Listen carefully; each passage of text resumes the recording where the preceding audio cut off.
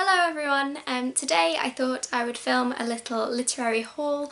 It's not very often that I have enough literary stuff to film a haul because I borrow a lot from the library and yeah, the disposable income isn't, I'll leave it there. So I thought I would start here. So first up I have this.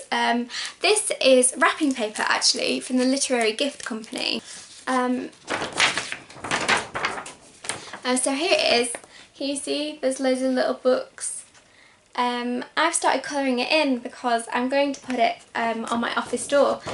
This is £1.95 and I think it's going to look really nice because I wanted something a bit different. The second thing I got is also from the Literary Gift Company.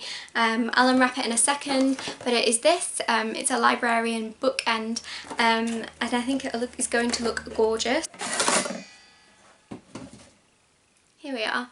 I got given a bit of money off my nana, so I decided to get myself a little treat for my bookcase.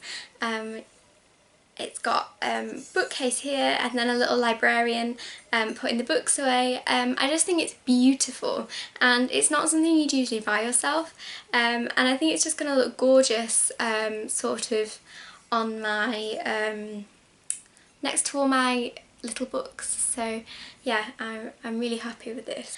I've also, very luckily, I went into TK Maxx. Me and Mum were having a very bad day.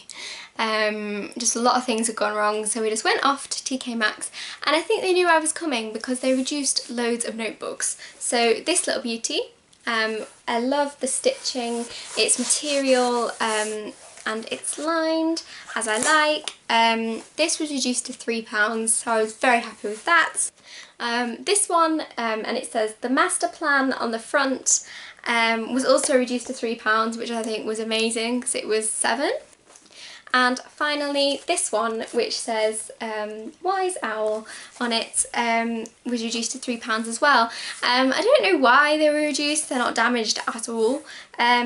I think maybe they were just having a stock clear out, but I was happy. I was very, very happy. Next up is this book, Eleanor and Park. I haven't read this yet, but I've read Fangirl.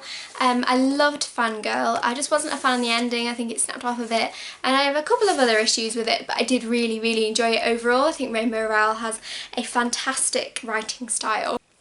So for those of you that don't know, I'll just read a little bit of the back. So, Eleanor is the new girl in town, and with her chaotic family life, her mismatched clothes and unruly red hair, she couldn't stick out more if she tried. Park is the boy at the back of the bus. Black t-shirts, headphones, head in a book. He thinks he's made himself invisible, but not to Eleanor, never to Eleanor. So I'm thinking by the cover as well, it's going to be romantic. I think it's just going to be a nice little read. Oh, the writing's smaller than I expected it to be, but that's fine. I'll plough on. The next one is The Witch's Kiss by Catherine and Elizabeth Corr. I haven't heard much about this book, but after reading Fangirl, I was really craving some sort of magic, so I very kindly got this. Mary is an average teenager. She's also a witch. She's trying not to be, but she is. It's sounding great because I find I like some magic, but in the real world. I like Harry Potter basically, and I can't find many books like it that aren't in a totally different magical world. So if you have any suggestions, I'd be very grateful to have them. Next up I've got All the Right Places. I finally own a copy of this. I am so happy. I read this a few months ago, but I am over the moon to own a copy because it's my favourite book ever. This centres around Theo and Violet. Just an incredible book. I'm not going to say too much because I don't want to give much away. I want you to work it out as I did.